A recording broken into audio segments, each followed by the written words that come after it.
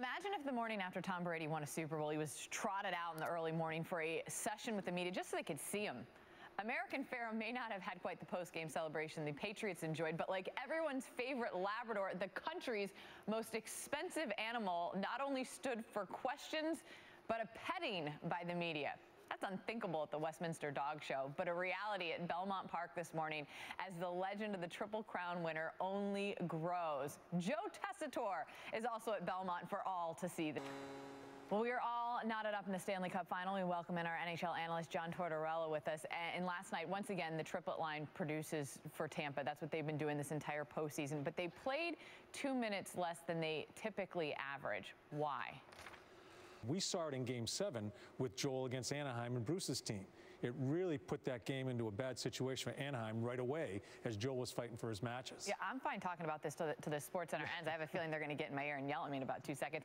Joel's got another decision to make. Corey Crawford gave up 4 goals yesterday, and afterwards Quenneville was saying he was just okay.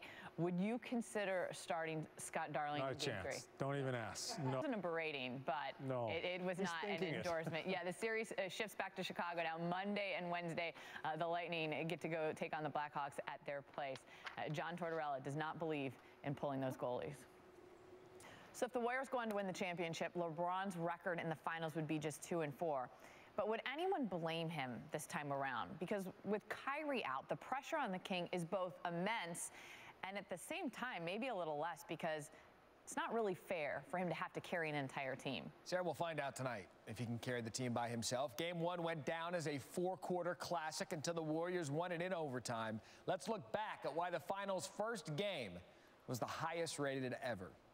Bumps sound like, and that's what the end to a 37-year wait sounds like. Good morning. Alongside Jade McCarthy, I'm Randy Scott.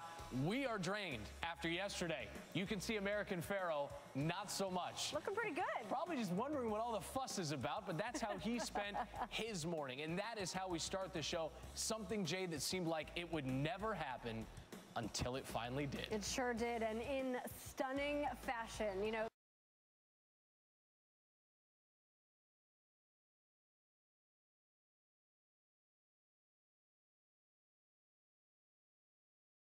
Our show revolves around the number 3. It seemed only fitting that we mentioned the San Francisco Giants, who have won 3 World Series titles in 5 seasons. That first one holds a special little place in my heart, as it was the first year that I covered the team. But come on, Jamie, what about 2012? You were there for that one, too. How could you forget all the come-from-behind heroics in the NLDS and NLCS, only to sweep the Tigers for title number 2? And, of course, there was 2014, and although we weren't there for that one in person, one of our favorite things is watching Madison Bumgarner attempt to chug 6 beers at one time. It's fitting that he played a part in all 3 title runs. He was also on the mound today.